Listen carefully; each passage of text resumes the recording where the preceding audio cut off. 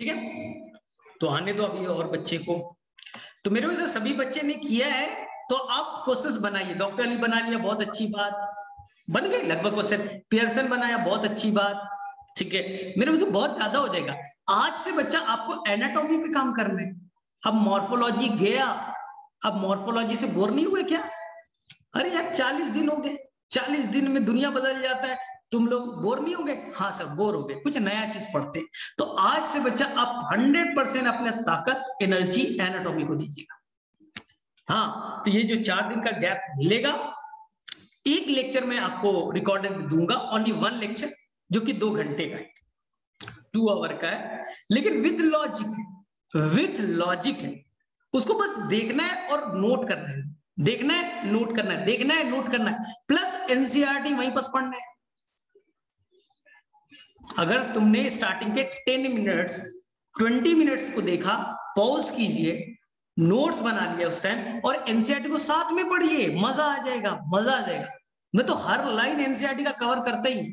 हाँ, एक्स्ट्रा वाले में मैं नहीं ज्यादा जाता, लेकिन मैं एनसीईआरटी का हर लाइन को कवर करने की कोशिश करता ही हूं, ठीक। और उसके बाद में इस 4 दिनों का टाइम है, 4 डेज का तुम्हें टाइम है, तो एनाटॉमी तुम्हें बेसिक चीज सीख लीजिएगा।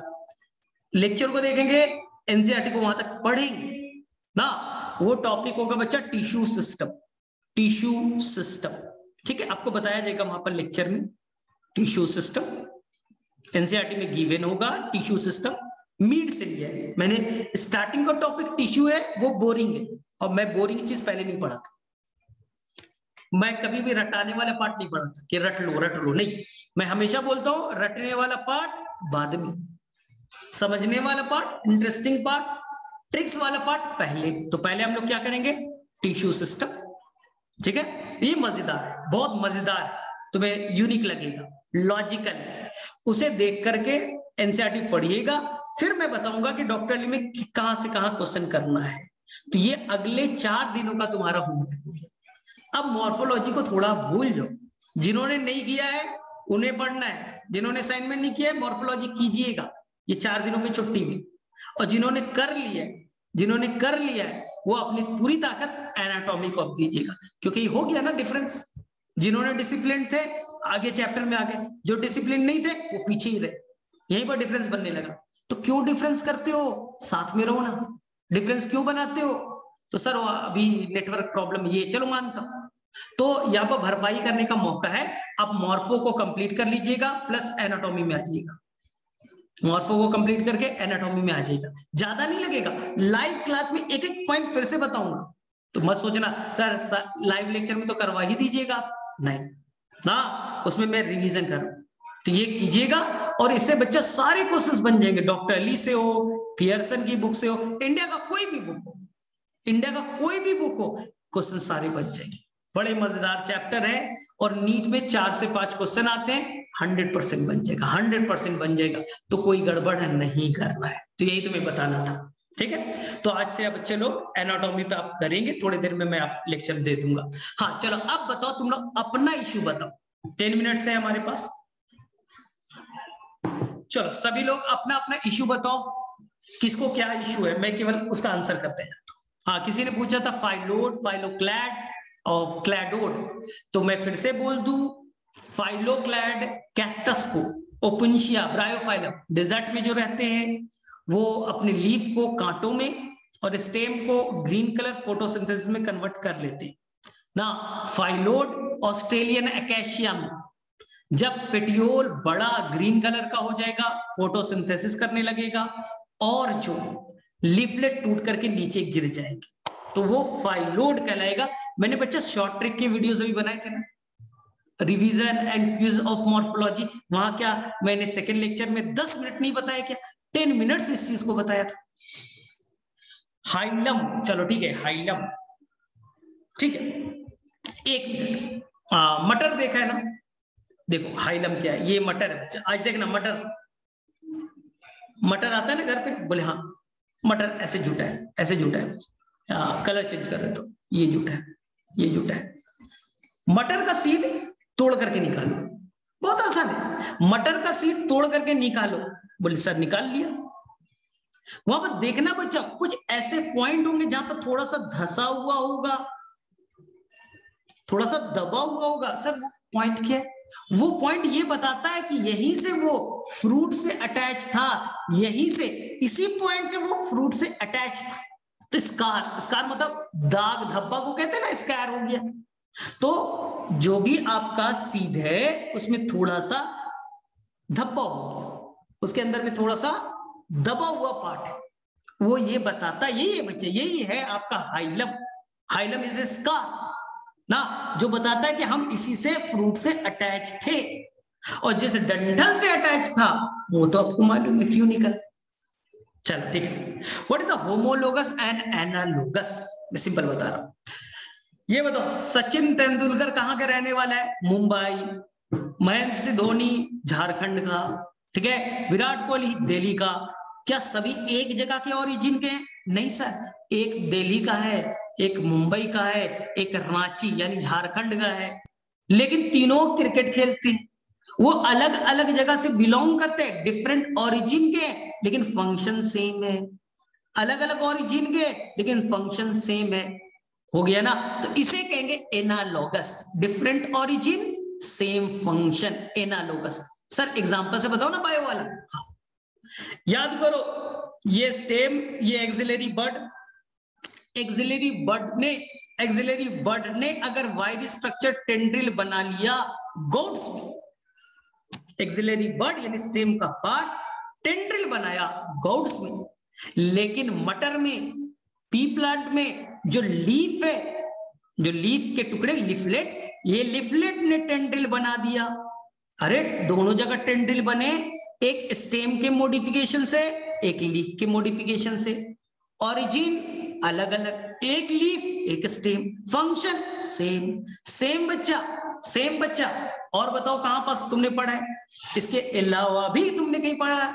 इसके अलावा आपने पढ़ा होगा बेटा कांटे बनना, थॉर्न्स, स्पाइंस, दोनों में कांटे ही बन रहे हैं, एक स्टेम से एक लीफ से ना। बोगेनविलिया में याद कीजिए, सिट्रस प्लांट में याद कीजिए ना, और इधर कैक्टस में याद कीजिए, कुछ ऐसा आपने पढ़ा होगा।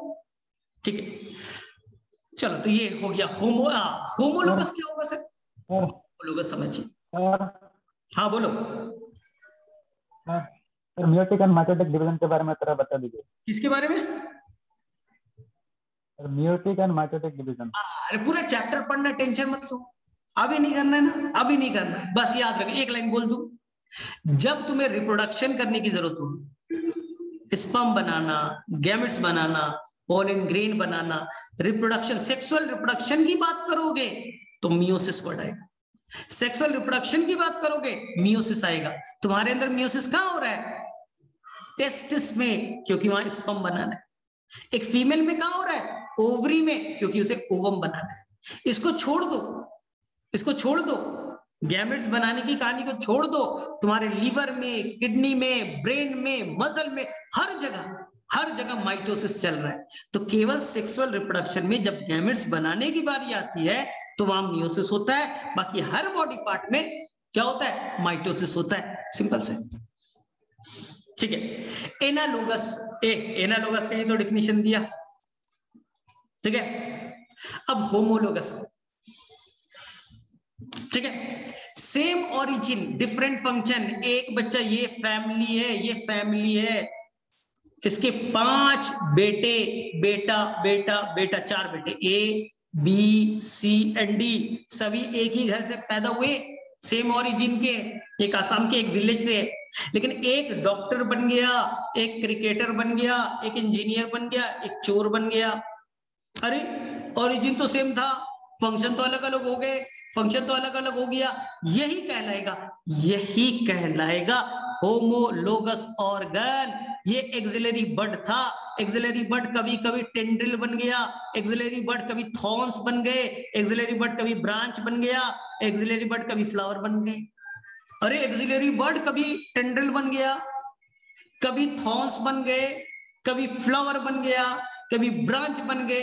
अरे थे तो एक ही तो ओरिजिन था, बर्ड से बने ना, तो सेम ना, origin same, function different, homologous.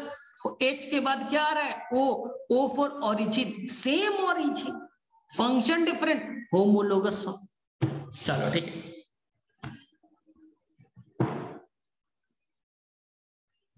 कह सकते हो can we say the Australian acacia leaves are, हाँ कह सकते हो कि पेटियोल वहां लीफ की तरह बन गए, कह सकते हो। चलो तो ठीक है, मेरे में से यहां तक तुम्हें समझ में आया, और हम लोग अब एनाटॉमी पे काम करना है, ठीक है। और बहुत ही सिंपल सा चैप्टर है, अ कैप्सूल। हम लोग आगे आने दो। फ्रूट्स के कई सारे टाइप्स है बेटा। अगर मैं फ्रूट अकेले पढ़ाता तो कम से कम 3 क्लास चाहिए, 3 क्लास चाहिए, और क्वेश्चन तब केवल कैप्सूल वाला सॉल्व होता है ना। तो मैं कैप्सूल बताऊंगा जब टाइम आएगा आगे। अभी हमारे पास अभी 22 चैप्टर बायो में, तो टेंशन मत लो, जब जरूरत होगा बताएं। मुलेटी कौन सी फैमिली में? अरे भाई साहब मुलेटी कौन सी फैमिली में? अभी मैं स्क्रीन के से घुस करके मारूंगा ना, मुलेटी किसके? अरे भाई क्या बताया था मैंने मुलेटी का? मुलेटी मैंने बताया था क्या? फैबेसी फैमिली में कि लड़की झूले से झूल रही है, कैटल को गुस्सा आ गया, ऑर्नामेंटल उखाड़ करके उसके गले पे फेंक दिया, गला खराब हो गया। तो जब गला खराब होता है तो हम एक मेडिसिनल प्लांट लेते हैं, मुलेटी फैबेसी फैमिली के एग्जांपल है। हाँ, ऑर्गन ऑफ पेरिनेशन, पता नहीं अभी कट गया था मेरे साइड से। अनफेवरेबल कंडीशन में प्लांट को प्रोटेक्शन देना। सिंपल बता रहा। कोई प्लांट तुमने लगाया और अनफेवरेबल कंडीशन आ गई, मान लो बहुत ज्यादा ठंड का टाइम आ गया, बहुत गर्मी का टाइम आ गया, तो इस प्लांट के अंदर में कुछ ऐसे ऑर्गन्स बने जो खाने को स्टोर कर लेंगे। जब तक कंडीशन ठीक ठाक था, लीफ फोटोसिंथेसिस कर रहे थे, खाना बना रहे थे, लीफ ने खाना बनाया और यहां लाकर सारे खाने को स्टोर कर दिया, स्टोरेज ऑर्गन बन गए। आलू में बच्चा, देखो फिर से बताता हूं, तुमने आलू का प्लांट लगाया, ये लीफ अभी अच्छा कंडीशन है, लीफ में खाना बना, इसने सारे खाने को लाया और यहां मिट्टी के अंदर एक स्ट्रक्चर बना, ये स्टेम है, इसी के अंदर में सारा खाने को स्टोर कर दिया, बोले ठीक है। अब देखो ध्यान से, प्लांट अब खत्म हो गया, मर गए। अब ये हमने वहां से मिट्टी से निकाल लिया आलू को। यहां पर क्या है? छोटे छोटे बर्ड्स है, एक्सिलरी बर्ड। आपको तो मालूम है बर्ड्स नोड से बनते, और नोड तो कुछ भी बना सकता है। बर्ड से तो नया लीफ बन जाते हैं, नया ब्रांच बन जाता है, नया स्टेम बन जाता है। हमने क्या किया? यही है बच्चा ऑर्गन ऑफ पेरिनेशन। अभी खराब कंडीशन है, घर में लाके छोड़ दिया, ठंड का टाइम है, ठीक है, खाने को स्टोर करके रखे हुए। अब क्या हुआ? जैसे ही फेवरेबल सीजन आएगा तो हमने इस पार्ट को काटा, इस पार्ट को काटा, इस पार्ट को काटा, इस पार्ट को काटा, काट करके मिट्टी में डाल दिया। अब देखो हम क्या करते हैं, कैसे हम नया आलू का प्लांट बनाते हैं, छोटे छोटे पार्ट्स काट दिया, बर्ड्स को, आइस को काट दिया, लगा दिया, यहाँ खाना स्टोर्ड था, अब इससे नया ब्रांच बनेगा, खाना नीचे से आ रहा है, नया लीफ बना, नया सब कुछ बन गया, नया रूट सब कुछ बन गया, ठीक है। अब क्या हो रहा है? तो ये क्या काम कर रहा है? स्टोरेज का काम किया। तो जब भी अनफेवरेबल कंडीशन है, खाने को स्टोर्ड करके रखेगा, क्योंकि अनफेवरेबल कंडीशन में ये खाना पहुंचाने का काम करेगा। तो जो भी स्ट्रक्चर फूड के स्टोरेज का काम करते हैं, वो अनफेवरेबल कंडीशन में प्लांट को प्रोवाइड करेंगे, उसी को कहते हैं ऑर्गन ऑफ पेरिनेशन, ठीक है, हो जाएगा। तो चलो, तुम्हारे नेक्स्ट क्लास का टाइम भी हो रहा है, और मैं एनाटॉमी का लेक्चर तुम्हें सेंड कर दूंगा तुम्हारे ग्रुप में।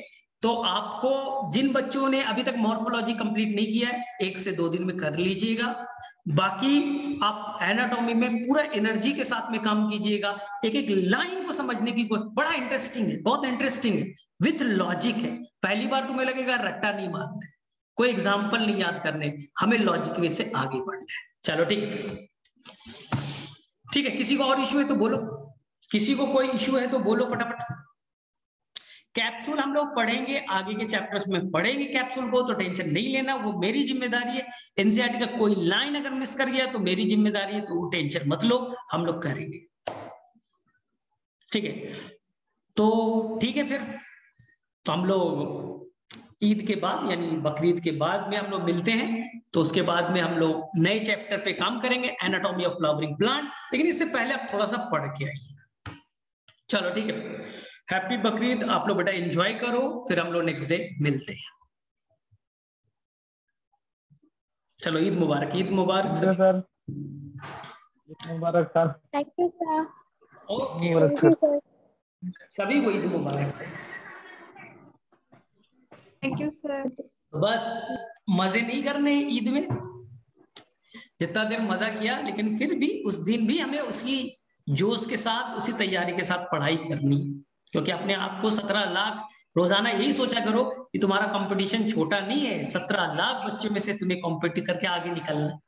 तो वो बच्चे आगे ना निकल जाए, तो इस दिन भर यही प्लानिंग होनी चाहिए। दिन भर तुम्हारी लाइफ में यही प्लानिंग होनी चाहिए कि हम आगे कैसे चले, मेरा दोस्त पीछे रह जाए। ये बेटा, मेरे दोस्त से ज्यादा नंबर, मेरे फ्रेंड से ज्यादा नंबर मुझे आना चाहिए, इसकी प्लानिंग होनी चाहिए। यही है बेटा कंपटीशन। चलो ठीक है, बाय बाय।